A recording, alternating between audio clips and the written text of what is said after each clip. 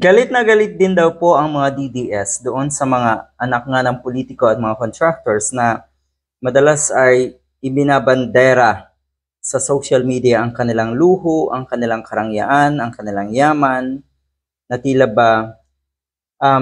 ba nagbibigay ng pakiramdam sa mga kababayan natin ng panliliit. Nga naman, sa dami ng naghihirap ngayon, hindi na patas ang ating laban. Kaya para sa akin, yung mga taong lumalaban ng patas, yun pa rin sa tingin ko sa bandang huli, ang kahanga-hanga at inspiring. Yung mga nagpi-flex na yan, anak ng politiko, contractor, so ayan. Kahit yung mga diehard ay mukhang hindi nagugustuhan yung ginagawa ng mga yan. Pero nakalimutan ata na itong mga DDS, na karamihan sa mga anak ng politiko na yan, yung mga politiko mismo, ay mga kaalyado ni Digong. At ito pa ang pinakamatindi. Kahit po itong si Baste Duterte ay mukhang galit sa pag-flex nga na itong mga anak ng politiko na ito. Nakalimutan niya na siya ay anak ng politiko rin, nagpakasimple kuno, pero kadalasan nahuhuli rin na marangya at maluho ang pamumuhay. Kasi ang kailangang i-project na itong mga Duterte ay simpleng pamumuhay. Pero minsan kasi, hindi na siguro nila alintana, minsan nakakalimutan. Kaya, ayun, naibabalandra rin sa social media yung kanilang karangyaan. Mga simpleng tao lang daw yan, ha? Pero mukhang mas malala. Ang sabi ngayon natang si Baste Duterte, you have to be a good example to society. Tama. Sabihan niyo po ang sarili niyo yan. Kasi kasama kayo kung tutuusin doon sa mga nagyayabang ng kanilang mga nakaw na yaman.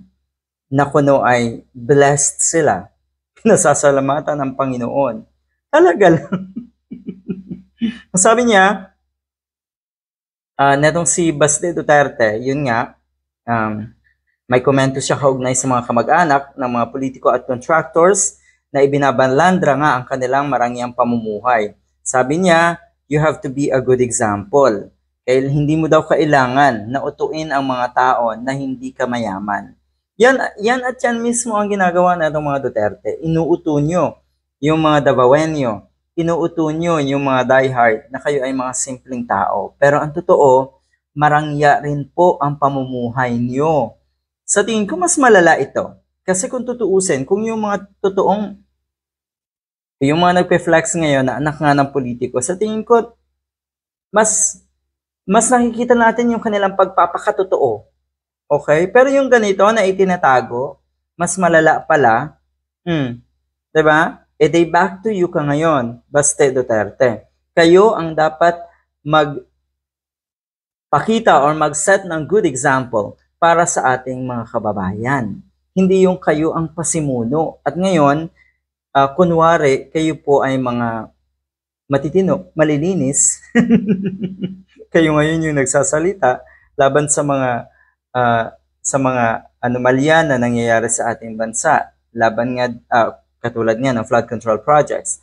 Kamakailan, itong si Baste Duterte ay nahulikam dahil yung kanyang suot ay di hamak na kasing rangya, sabihin na natin, noong mga nakikita natin sa social media na piniflex ng mga anak ng contractor at anak ng politiko. O eto yon, tignan nyo. Abay, etong sweater daw na ito, etong jacket daw na ito ay nagkakahalaga ng halos 200,000 piso. Tignan nyo. At etong kanya naman pong bag, maliit na bag na ito ay nagkakahalaga ng mahigit 200,000 piso. O ayan po ba ang matatawag natin? Simple lang, nako, mukhang kayo talaga yung naging idolo na itong mga nagpe-flex na ito ngayon sa social media. Sa tingin ko, kayo ang idolo nila. Kaya nagkaganyan din yung mga hinayupak na yan.